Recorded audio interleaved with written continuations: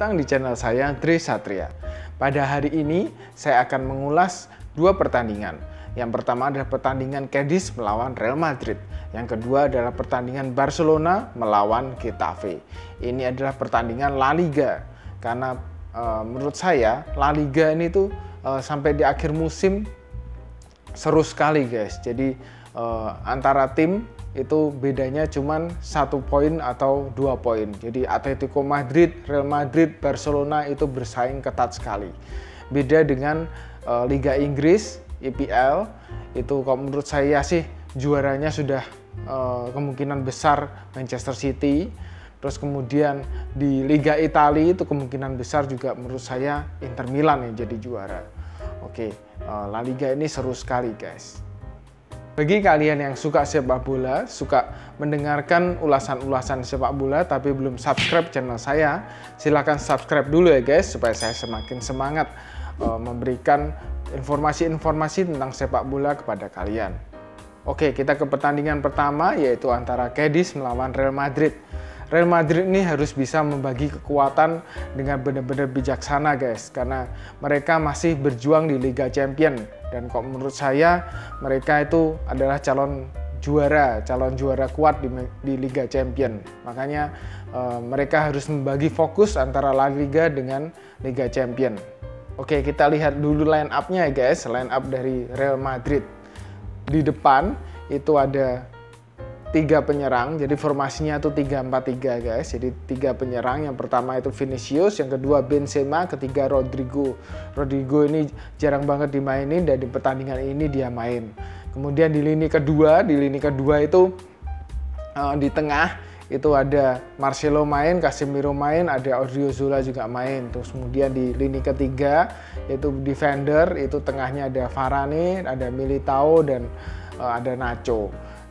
Kalau kalian lihat line up-nya guys, itu banyak sekali pemain-pemain yang jarang dimainin main. Itu kenapa? Karena banyak sekali pemain-pemain Madrid itu yang cedera guys. Pemain-pemain utama dari Madrid yang sering diunggulkan itu cedera.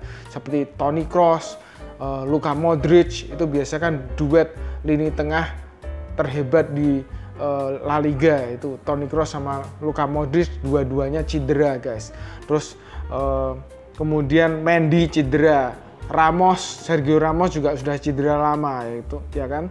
Terus Lucas Vazquez dan Valverde juga, Lucas Vazquez cedera, Valverde itu kena COVID guys. Jadi banyak sekali pemain-pemain tuh yang cedera guys. Ya mungkin karena jadwal yang padat dan Real Madrid masih berjuang di Liga Champions, dan kalau menurut saya sih mereka masih mengejar trofi Liga Champions. Jadi mereka punya jadwal yang padat sehingga banyak sekali pemain yang cedera seperti itu guys. Oke, kita langsung masuk ke jalannya pertandingan ya guys. Pertandingan antara Cadiz melawan Real Madrid ini babak pertama sama babak kedua itu beda banget guys. Di babak pertama Real Madrid itu benar-benar menyerang, gaspol gitu guys, menyerang pertahanan Cadiz, dan Cadiz itu seperti terkurung gitu guys. Dan gol-golnya ini kan dalam waktu yang berdekatan. Jadi gol pertama menit 30, gol kedua menit ke-33, kemudian gol ketiga terakhir dari Benzema itu menit ke-40. Dan setelah 3 gol itu, setelah babak pertama usai, itu masuk ke babak kedua, dan di babak kedua itu Madrid menurunkan serangannya guys. Jadi Madrid itu lebih bertahan dan Cadiz mulai sedikit menyerang, tapi Cadiz kan bukan tim hebat guys, jadi mereka membangun serangan itu juga kurang bagus. Banyak sekali serangan-serangan yang di tengah itu pun sudah digagalin oleh Real Madrid gitu guys. Dan di awal-awal pertengahan babak kedua itu rada sedikit membosankan karena sedikit banget peluang-peluang yang tercipta guys. Jadi peluang-peluang bagus tuh sedikit banget karena Madrid tuh memilih bertahan, dan kembali semangat lagi, kembali bagus lagi itu menjelang 5 menit terakhir pertandingan itu Madrid mulai menyerang lagi, dan itu mulai semangat, mulai bagus lagi. Tapi ya nggak ada lagi gol tambahan tercipta dan Madrid tetap menang 3-0 gitu. Itu adalah gambaran dari jalannya pertandingan antara Cadiz melawan Real Madrid. Dan perjuangan Real Madrid di La Liga kok menurut saya sih lebih berat dibandingkan Barcelona dengan Atletico Madrid karena mereka masih fokus ke Liga Champions, dan kok menurut saya sih mereka juga masih ngincar trofi Liga Champions. Dan banyaknya pemain yang cedera ini juga memperberat perjuangan Real Madrid untuk memenangi La Liga maupun Liga Champions. Ya semoga Madrid masih tetap kompetitif di La Liga ya, meskipun banyak sekali pemain-pemainnya yang cedera. Pada hari ini juga banyak sekali pemain-pemain cedera, tapi Real Madrid masih bisa tetap menang, dan di Liga Champions juga mereka juga merupakan calon. Kok menurut saya mereka adalah merupakan calon juara Liga Champions musim ini. Jadi ya harus bijaksana benar-benar membagi kekuatan antara Liga Champions dengan La Liga, karena pemain-pemainnya juga banyak yang cedera, stoknya juga minim. Ya, itu adalah perjuangan yang cukup berat untuk Real Madrid. Oke, kita ke pertandingan yang kedua, yaitu antara Barcelona melawan Getafe. Barcelona ini kemarin barusan menang Copa del Rey guys, dan mereka akhirnya kembali bersaing ke La Liga. Jadi mereka sekarang fokus untuk memenangi La Liga gitu guys. Oke, kita lihat dulu line up-nya ya guys. Line up-nya Barcelona ini menerapkan formasi 3-5-2 guys. 3-5-2. Di depan itu dua penyerang, yaitu Messi dan Griezmann. Kemudian di tengah itu Pedri main, De Jong ini di tengah ya kan. Sergio Roberto main, terus kemudian Jordi Alba juga main. Terus kemudian belakangnya ada Pique, ada Lenglet, sama ada Mingueza. Ini kalau menurut saya sih merupakan pemain-pemain utama di Barcelona. Jadi mereka main full team pada hari ini guys. Dan Lordnya Barca, yaitu Lord Braithwaite, yaitu pemain kebanggaannya Barcelona. Oh, bohong guys. Itu cedera guys, karena dia cedera pas latihan. Padahal sebelumnya dulu itu dia pernah bilang kalau porsi latihan Barcelona itu enteng, malah dia cedera pada saat berlatih guys. Oke, kita lupain dulu Lord Braithwaite ya guys. Kita langsung saja ke jalannya pertandingan.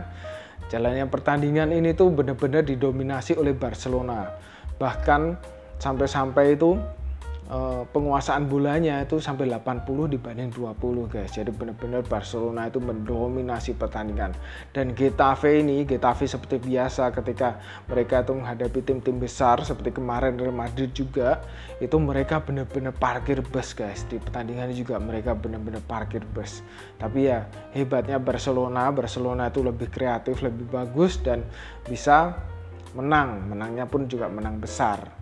Dan golnya Getafe ini pun juga merupakan kesalahan dari pemain-pemain Barcelona. Mereka itu benar-benar nggak bisa menyerang Barcelona banget guys. Jadi mereka tuh kalah dominasi. Jadi penguasaan bola juga bola itu sebagian besar dikuasai oleh Barcelona. Mereka tuh benar-benar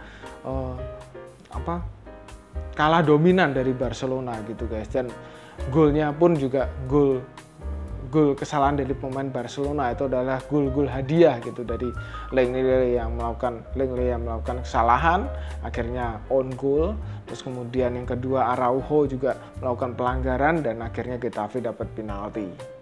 Di pertandingan ini Messi itu bermain dengan bagus sekali guys. Jadi dia itu bikin 2 gol, bikin 1 assist juga. Jadi Messi itu bagus sekali di pertandingan ini. Kalau kalian lihat Barcelona itu lini tengah, lini depannya itu bagus guys. Jadi yang perlu diperbaiki ini adalah lini belakangnya.